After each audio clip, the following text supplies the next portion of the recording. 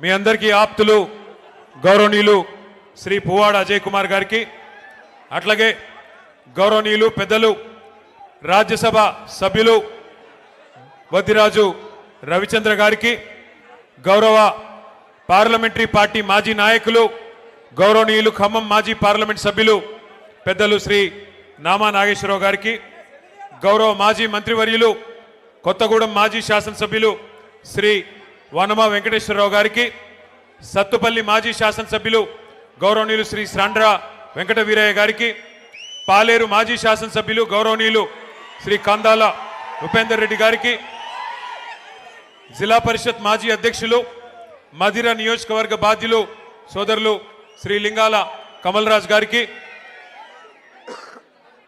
ఇల్లెందు మాజీ శాసనసభ్యురాలు సోదరి శ్రీమతి బానోత్ హరిప్రియ నాయక్ గారికి, గౌరవనీయులు వైరా మాజీ శాసనసభ్యురాలు సోదరి శ్రీమతి చంద్రావతి గారు, అశ్వరావుపేట మాజీ శాసనసభ్యులు అన్నగారు గౌరవనీయులు శ్రీ మెచ్చా నాగేశ్వరరావు గారు, గౌరవ మరొక మాజీ శాసనసభ్యులు అన్న శ్రీ తాటి వెంకటేశ్వర్లు గారు, సోదరులు గౌరవనీయులు శ్రీ ఆర్జేసి కృష్ణ గారు, రమణ గారు, తమ్ముడు మొన్ననే గ్రాడ్యుయేట్ ఎమ్మెల్సీ ఎన్నికల్లో మీ ఆశీర్వాదంతో పోటీ చేసి కొద్ది తేడాతోనే ఓడిపోయిన శ్రీ ఏనుగుల రాకేష్ రెడ్డి గారు, అట్లాగే మన మాజీ లైబ్రరీ చైర్మన్ కొత్తగూడెం భద్రాద్రి శ్రీ దిండిగాల రాజేందర్ గారు, ఖమ్మం మాజీ లైబ్రరీ చైర్మన్ శ్రీ కమర్ గారు, ఖమ్మం అట్లాగే మాజీ డిసిసిబి అధ్యక్షులు శ్రీ కూరాకుల నాగభూషయ్య గారు, గౌరవనీయులు శ్రీ ఉప్పల వెంకటరమణ గారు, గౌరవనీయులు బొమ్మెర రామ్మూర్తి గారు, బిచ్చాల తిరుమలరావు గారు, విజయ్ గారు సుడా మాజీ అధ్యక్షులు, రావులపల్లి రాంప్రసాద్ గారు, మానే రామకృష్ణ గారు, Khammam municipal BRS party floor leader Karnati Krishna గారు, Khammam municipal BRS party deputy floor leader Maqbool గారు, అట్లాగే మన తమ్ముడు పగడాల నాగరాజ్ గారు, ఖమ్మం పట్టణ పార్టీ అధ్యక్షులు బీరెడ్డి నాగచంద్రారెడ్డి గారు, లకావత్ గిరిబాబు గారు, మాజీ డిప్యూటీ మేయర్ బత్తుల మురళి గారు, అట్లాగే వివిధ ఉద్యమకారులు గౌరవనీయులు శ్రీ డోకుపర్తి సుబ్బారావు గారు, మా సీతామహాలక్ష్మి గారు, ఇంకా గౌరవనీయులైన మాజీ మున్సిపల్ చైర్మన్లు, మాజీ జెడ్పీటీసీలు, మాజీ మండల ప్రజాపరిషత్ అధ్యక్షులు, గౌరవ కార్పొరేటర్లు, అట్లాగే గౌరవనీయులైన వివిధ మండలాల పార్టీ అధ్యక్షులు, సింగిల్ విండోల అధ్యక్షులు, గౌరవనీయులు ఈరోజు ఎంతో పోరాట స్ఫూర్తితో బ్రహ్మాండంగా పార్టీకి కొత్త ఉత్సాహాన్ని ఇస్తూ అపురూపమైన విజయాన్ని సాధించిన మా 127 మంది సర్పంచ్ సోదరులు సోదరీమణులు, 156 మంది ఉప సర్పంచ్ సోదరులు సోదరీమణులు, వారి గట్టిగా ఒకసారి చప్పట్లు కొట్టాలి అందరం కూడా. వారితో పాటు పోటీ చేసి స్వల్ప తేడాతో ఓటమి పాలైన మా సోదరులకి సోదరీమణులకి, అట్లాగే ఇందాక నామా నాగేశ్వరరావు గారు చెప్పినట్టు కొంతమంది గెలిచి కూడా ఓడిపోయిన వాళ్ళు ఉన్నారు మన పార్టీ నుండి. ఎందుకంటే గెలిచిన తర్వాత కాంగ్రెస్ పార్టీ తొండి చేసి మరి రిటర్నింగ్ అధికారులను మేనేజ్మెంట్ చేసి రీకౌంటింగ్ అని పెట్టి గెలిచిన వాళ్ళని కూడా ఓడినట్టుగా చూపెట్టిన మా తమ్ముళ్ళు కొంతమంది ఉన్నారు. మీకు అట్టే జరిగిందా? వారితో పాటు అభ్యర్థుల గెలుపు కోసం పనిచేసిన ప్రతి గులాబీ తమ్ముడికి, చెల్లెలకి, అక్కకి, అన్నకి, అందరికీ, పత్రికా మిత్రులకి పేరు పేరున అందరికీ హృదయపూర్వకంగా శిరస్సు వంచి నమస్కారం. ఈరోజు ఖమ్మానికి వస్తుంటే మాకు పాలేరులో నాయకన్ గూడెం కాడ మరి మా తమ్ముళ్ళు పాలేరు నియోజకవర్గ సోదరులు పెద్ద ఎత్తున అక్కడ స్వాగతం పలికారు. ఉపేందర్ రెడ్డి గారు నాతో పాటు హైదరాబాద్ నుంచి వచ్చినారు. ఉపేందర్ రెడ్డి గారు నేను అడిగినాను, అన్న ఎట్లా జరిగింది మీ నియోజకవర్గంలో సర్పంచ్ ఎన్నిక అని. వారు ఒకటే మాట చెప్పారు, కాంగ్రెస్ ఓటమికి రంగం సిద్ధమైంది, తొందరలోనే పల్లెల్లో ప్రజలు భరతం పట్టడానికి సిద్ధంగా ఉన్నారు, తొందరలో కార్పొరేషన్లో కూడా అదే జరగబోతోంది, మున్సిపాలిటీలో కూడా అదే జరగబోతోంది. తప్పకుండా మళ్ళీ ఈ క్వార్టర్ ఫైనల్స్లో మంచి ఫలితాలే వచ్చినాయి, సెమీఫైనల్ రాబోతోంది, ఆ తర్వాత ఫైనల్లో మాత్రం తిరిగి ఖచ్చితంగా ఖమ్మం జిల్లాలో ఈసారి 7 నుంచి 8 స్థానాలు గెలుచుకొని మళ్ళీ కేసీఆర్ గారు ముఖ్యమంత్రి కాబోతా ఉన్నారని చెప్పి పెద్దలు ఉపేందర్ రెడ్డి గారు చెప్తా ఉన్నారు. ఇది నా మాటో మీ మాటో కాదు, అక్కడి నుంచి ఇక్కడ దాకా వస్తూ ఉంటే ప్రజల స్పందన, ప్రజల హావభావాలు, వారి మాటలు ఇవన్నీ కూడా వింటా వచ్చినాను. మధ్యలో ఒక దగ్గర కొద్దిసేపు టీ తాగుదామని ఆగినాం. అక్కడ పాలేరు నియోజకవర్గం ఎంటర్ అయిన తర్వాత ఆ టోల్ గేట్కి యువతల కొద్దిసేపు ఆగినాం. ఆగితే 2-3 రైతన్నలు వచ్చారు. వచ్చి వాళ్ళ గోడు చెప్పుకుంటున్నారు పాలేరు వాళ్ళు.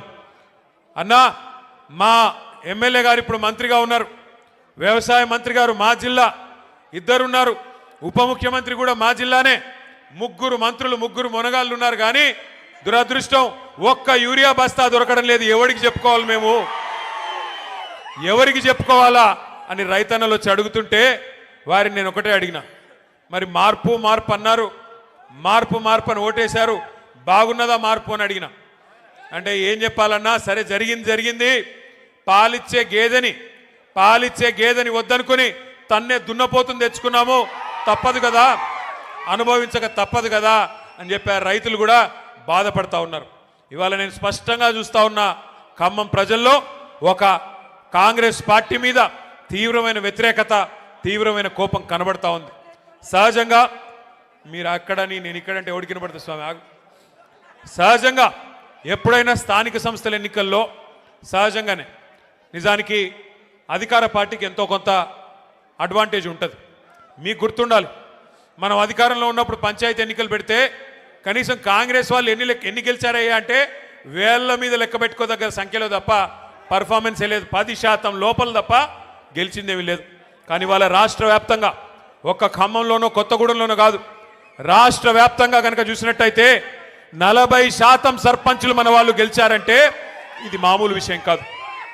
అది కూడా 2 ఏళ్లలోపే, 2 ఏళ్లలోపు జరిగిన ఎన్నికల్లో పరిస్థితి ఎట్లా ఉంది అంటే రానున్న రోజుల్లో పరిస్థితి ఎట్లా ఉండబోతోందో మనం అర్థం చేసుకోవచ్చు. తప్పకుండా ఒకటి మాత్రం పక్కా, ఇవాళ 2 ఏళ్లలోనే ప్రజలకు అర్థమైపోయింది. ఎన్నో ఆశలు, ఎన్నో అబద్ధాలు, ఎన్నో రకాల అలవిగాని హామీలు ఇవన్నీ ఇచ్చి అధికారంలోకి వచ్చింది కాంగ్రెస్ పార్టీ. 6 గ్యారంటీలు అన్నారు, 420 హామీలు ఇచ్చారు. పక్క నియోజకవర్గం మదిర, నాకు ఇంకా గుర్తుంది, ఆ వీడియో కూడా ఇక్కడ వేద్దామంటే స్క్రీన్ లేదు. డిప్యూటీ సీఎంగా ఉన్న ఆనాటి సిఎల్పి లీడరు, మదిర ఎమ్మెల్యేగా ఆనాడున్న బట్టి విక్రమార్క గారు ఆ రోజు అన్న మాట ఇంకా నాకు నా చెవుల్లో ఇంకా వినబడతా ఉన్నది.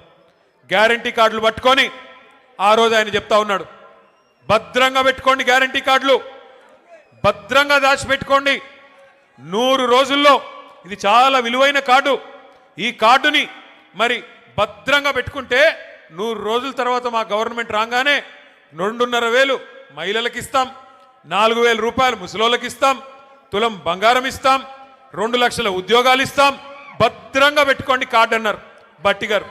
మరి ఇవాళ నేను బట్టి గారిని అడుగుతున్నా, బట్టి గారు 100 రోజులు కార్డును పెట్టుకోమన్నారు, మరి ఇప్పుడు 2 ఏళ్ళు అయిపోయింది, ఇప్పుడు ఎక్కడ పెట్టుకోవాలి కార్డు,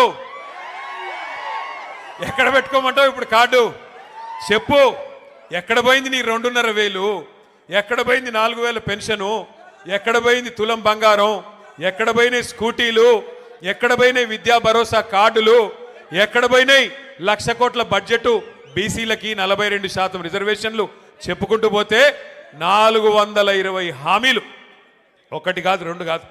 సర్వభ్రష్ట ప్రభుత్వం ఇది, సర్వత్రా అందరినీ మోసం చేసిన ప్రభుత్వం. అక్కడ మా తమ్ముళ్ళు 30% అని పట్టుకున్నారు. అది ఎవల గురించో మీకు తెలుసు.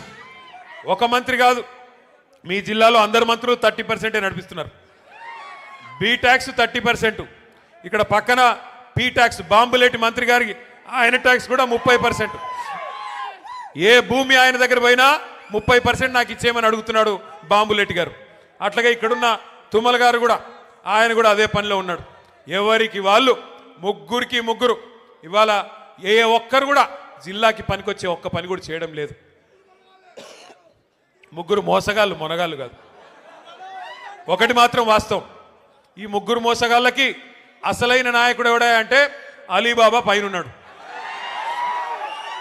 ఇక మీరు చూస్తానే ఉన్నారు ఆయన కథ. అయితే నోరు బారేసుకోవడం, జర్ర జర్ర జర్ర జర్ర జర్ర జర్ర తొందరపడక నన్ను మాట్లాడి, ముందే గొంతు బాలేదు మాట్లాడి. నేను ఒక్కసారి మీరు దయచేసి ఆలోచించాలని కోరుతా ఉన్నా. 2 ఏళ్ళు అయిపోయింది, ఎన్ని ఈస్ట్ మన్ కలర్లో సినిమాలు చూపెట్టారు, అద్భుతమైన రంగుల కళ లాంటి సినిమా. మీకు ఇది ఇస్తాం, అది ఇస్తాం, అది చేస్తాం, ఇది చేస్తాం. 2 ఏళ్లలో ఏం చేశారు ఖమ్మానికి అని నేను అడుగుతున్నా. ఈ జిల్లాలో కేసీఆర్ గారు 7.5 లక్షల ఎకరాలకు నీళ్లు ఇవ్వాలని చెప్పి గోదావరి జలాల మీద పూర్తి హక్కు ఖమ్మం జిల్లాకి దక్కాలని చెప్పి, ఎందుకంటే మీ తర్వాత కిందికి ఆంధ్రాకి, ఆంధ్రా నుంచి కిందికి సముద్రంలోకి నీళ్లు పోతాయి. తెలంగాణలో కిందేమీ లేదు ఇంకా ఖమ్మం తర్వాత, కొత్తగూడెం తర్వాత. కాబట్టి మన నీళ్లు, మన గోదావరి నీళ్లు మరి ఏవైతే పూర్తి స్థాయిలో ఖమ్మం జిల్లాకి దక్కాలో దానికోసం సీతారామ సాగర్ అనే ప్రాజెక్టును అద్భుతంగా డిజైన్ చేసి 7.5 లక్షల ఎకరాలు, కొత్తగా 3,40,000 ఎకరాల ఆయకట్టు, అట్లాగే స్థిరీకరించబడే ఆయకట్టు ఏదైతే ప్రస్తుతం కృష్ణ కింద ఉందో, ఎన్ఎస్పి కింద ఉందో దాన్ని కూడా స్థిరీకరించడానికి మరొక 3.5 లక్షల ఎకరాలకి, మొత్తం కలిపి 7.5 లక్షల ఎకరాలకి నీళ్ళిచ్చే ప్రతిపాదించే ప్రాజెక్టు సీతారామ సాగర్. ఏనుగెళ్ళింది తోక చిక్కింది అన్నట్టు 90% పనులు కేసీఆర్ గారే పూర్తి చేసినారు. చేసి చివరికి మనం దిగిపోయే నాడు డిసెంబర్ 2023లో కట్టిన ఇల్లు పెట్టిన పొయ్యి అన్నట్టుగా వీళ్ళ చేతికి తాళాలిచ్చి మనం పక్కకు తప్పుకున్నాం.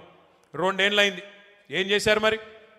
అశ్వారావుపేటలో ఈరోజు నిజానికి ఒక్క సీతారామ సాగర్ ద్వారా 1,30,000 ఎకరాలకి నీళ్ళు ఇచ్చేదానికి కేసీఆర్ గారు డిజైన్ చేశారు. సత్తుపల్లి నియోజకవర్గంలో కల్లూరు కావచ్చు, వేంసూరు కావచ్చు, పెనుబల్లి కావచ్చు, 4 మండలాల్లో 40,000 ఎకరాలకు నీళ్ళు ఇవ్వడానికి సీతారామ సాగర్ని కేసీఆర్ గారు డిజైన్ చేశారు. ఇవాళ ఇల్లెందు నియోజకవర్గంలో 20,000 ఎకరాలకు నీళ్లు రావాలి, కొత్తగూడెంలో 10,000 ఎకరాలకు రావాలి, అట్లాగే వైరా నియోజకవర్గంలో 20,000 ఎకరాలకు నీళ్లు రావాలి. కానీ ఇల్లెందును కట్ చేసి, ఇల్లెందుకి నీళ్లు పోకుండా చేసి ఇవాళ అక్కడి నుంచి కూడా అఖిలపక్ష నాయకులు వచ్చున్నారు, మా కాలువలు లేకుండా చేస్తున్నారు, మా నీళ్లు రాకుండా చేస్తున్నారని చెప్పి ఇల్లెందును కట్ చేసి ఇవాళ కేసీఆర్ గారే ఉద్దేశంతోనైతే ఖమ్మం జిల్లాని సస్యశ్యామలం చేయాలి, గోదావరి జలాలతో తలపెట్టారో ఒక్క అడుగు కూడా ముందుకేయకుండా, ఒక్క పని కూడా చేయకుండా కేవలం కమిషన్ల కోసం మాత్రమే ఈ జిల్లాలోని 3 మంత్రులు ఇవాళ పనిచేస్తూ ఉన్నారు. వాస్తవానికి 2 ఏళ్లలో ఏం జరిగింది, ఏం ఒరిగింది తెలంగాణకి అంటే ఒక్క మాటలో చెప్పేయచ్చు. రామాయణం కదా, కట్టే కొట్టే తెచ్చే అన్నట్టుగా ఏందయ్యా కాంగ్రెస్ ప్రభుత్వం 2 ఏళ్లలో చేసింది అంటే ఎగవేతలు, కూల్చివేతలు, పేల్చివేతలు, ఈ 3 తప్ప పీకిందేమీ లేదు. ఎగవేతలు ఒకటా రెండా, ఎన్ని హామీలు ఎగ్గొట్టారు. ఇదే ఖమ్మం జిల్లాలో కౌలు రైతుల సంఖ్య చాలా పెద్ద ఎత్తున ఉంటుంది. ఆ రోజు రేవంత్ రెడ్డి పిసిసి అధ్యక్షుడిగా ఉత్తరాలు రాసినాడు కౌలు రైతులకి. ఏమని? కేసీఆర్ గారు భూ యజమానులకే ఇస్తున్నారు రైతు బంధు, మీరు నాకు అవకాశం ఇవ్వండి, ఖమ్మం జిల్లా నుండి నాకు 9 సీట్లు ఇవ్వండి, ఇచ్చినట్టయితే 22 లక్షల మంది కౌలు రైతులకి నేను ఇస్తాను రైతు బంధు అంటూ ఆ రోజు రేవంత్ రెడ్డి ఉత్తరం రాసినాడు. కేసీఆర్ గారు 2 పంటలకు ఇస్తున్నారు రైతు బంధు, నేను 3 పంటలకు ఇస్తా అన్నాడు. కేసీఆర్ గారు 10,000 ఇస్తే ఎకరానికి నేను 15,000, 15,000 రూపాయలు ఇస్తానని చెప్పాడు. ఇప్పటికి ఎన్నిసార్లు ఇచ్చాడు రైతు బంధు?